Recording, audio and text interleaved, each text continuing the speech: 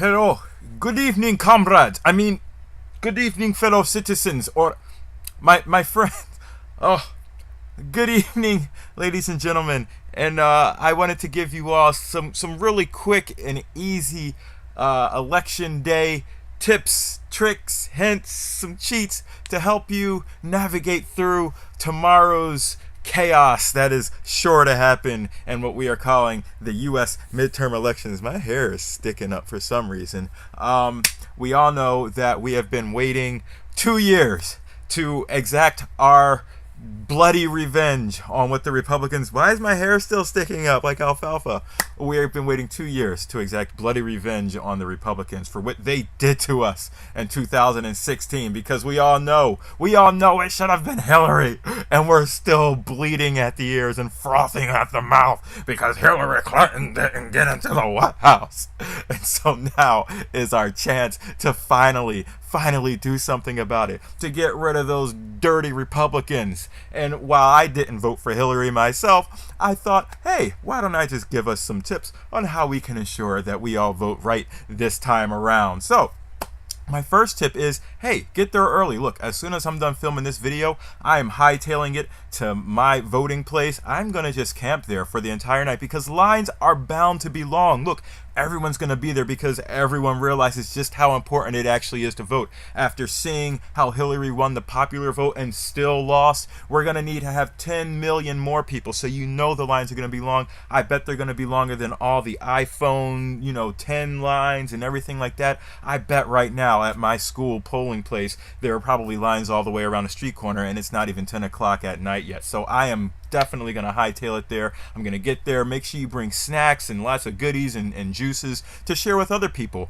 If someone you see is wearing a red MAGA hat, share them with, just give them a banana or something. Give them something to eat. A spoiled banana at that. Don't give them anything fresh. Or maybe just poison it as well so that, they get the runs and then they can't vote. Wouldn't that be magical? So yeah, make sure you get to your voting place really early. Make sure you get there on time. Make sure you bring all your identification. This year is special. It's a midterm, so they want to make sure that you have at least 5 to 10 different pieces of identification.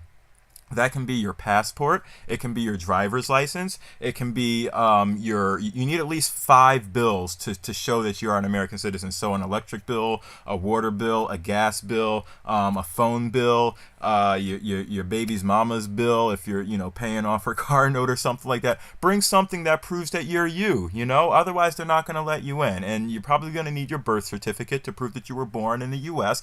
because there are a lot of people that work the voting polls that are actually birthers. So they want to make sure that you're actually born in the U.S. It doesn't work if you're a permanent resident or if you snuck across the border. Yeah, we know about you Canadians sneaking across the border to try to impact our elections, you terrible, terrible Canadians that are probably Russians. And don't mind this flag. It was just the quickest thing I could find that was red, white, and blue. It just so happens to be in the order of the Russian flag. I'm not alluding to anything like Russian collusion or meddling in our elections, and that's not going to happen, right? As a matter of fact, I'm pretty sure they're already tapped into everything we've been doing since the 1800s. So who cares what the Russians are going to do, right? My next tip is, hey, when you get to the voting station or wherever you are, make sure to wear something that you really like. Dazzle people. Make them know. Let them know who you're voting for. Blue for Democrats, obviously. I'm actually wearing this. I'm wearing white with, white stripes because I'm actually unsure. If you wear solid blue, most people know that you're going to be voting straight ticket. But I got some stripes in here because I might vote for some other people here and there. I might not vote straight ticket. I might pick a Republican here and there. It just all depends. I don't know. Sometimes, when it's like filling out a Scantron sheet, if you just go straight C's all the way down the line, you're bound to get something wrong. And the elections voting is all about getting it right. So you want to make sure that you pick the right answers, not the wrong answers. Make sure you pick the right answers. And sometimes those right answers might not be Democrats. It might not be Republicans. It might be someone from like the Libertarian Party or from, whatever other party. You remember the rent is too damn high party? Whatever happened to that? I really was hoping that was actually going to take off, but it didn't. So, we just have a two-party system. But sometimes, now this is the real key. When you get to your little voting booth and you've given them your ID and you have your sheet, look for the bargain votes, look for the people that didn't get a whole lot of money and contributions. They're usually at the bottom of the page. The Democrats and Republicans are either the first two. I feel like they should be flipped, or they should just be in alphabetical order. But anyway, look for those bargain deals. You might be able to find a really good candidate that you have nothing, nothing about. You've never heard of the name. They sound like, they're somebody's uncle who just happened to write their name in and somehow they got on the ballot. But hey, just check them out. You fill in the bubble, fill out all the bubbles. That's all you have to do. Surely the little Scantron test recording device will figure out what you really intended to vote for anyway. While you're there, make sure you get a selfie. Okay, it's always good to get a selfie of yourself voting. You can actually, now they've actually changed the rules. You can live stream as you vote, and you can phone a friend. So this is pretty cool. Now there's an app that you can actually get. I think it's Facebook. You can actually just, start up a Facebook live recording, and as you're picking things, you can see if people are giving you a thumbs up or a thumbs down, if they're hearting you, or if they're giving you an angry face because, you're not voting Republican and you're not a MAGA fan, and I'm just gonna get my gun and find you. But yeah, no, you cannot live stream, and please do not take a selfie because there are many places that do not allow you to take a selfie. Know your poll voting rules. Know your precinct and your jurisdiction rules. Don't show up there at the last minute expecting. Actually, you can show up at the last minute. They are legally obligated to keep the polls open until everybody has gotten their vote in. If you already did an absentee ballot, great.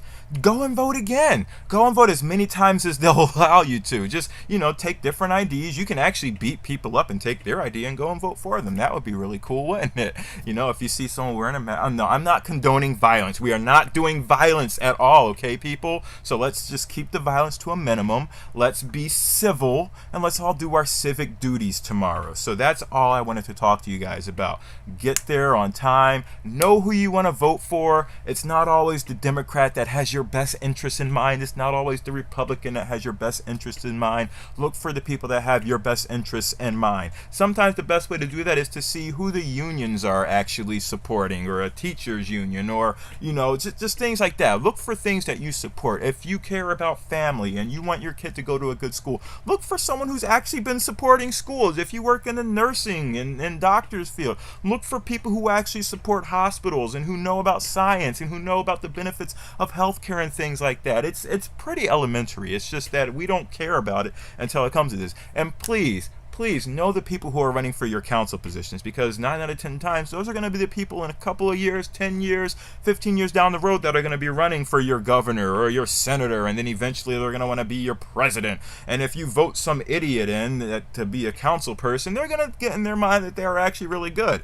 and you have no idea who they are. So just make sure that you actually know who you're voting for. Obviously by now it's pretty much cramming for a test, but still you can find out what they stand for relatively, and if they didn't reply, then just don't vote for them because they didn't put enough time in to tell you who they are, and either a newspaper or online. So those are my tips, cheats, and tricks. Let me know what else is out there, but again, all I can say is be knowledgeable, know the facts of who you're voting for, get there on time, bring the right ID, and be patient, because lines are probably going to be long, and people are going to probably get on your nerves, especially if they're wearing, a different color hat or shirt than you. But just please be civil. We don't need any fights. We don't need anything crazy happening. We just need to make sure that we are making America great by putting the right people in charge. So that's all I've got for you all today. I love you. Good luck voting tomorrow, and I'll see you tomorrow when I start getting all the results in. This message has not been paid for by anybody except for Russia. Peace out. Bye-bye now. Adios.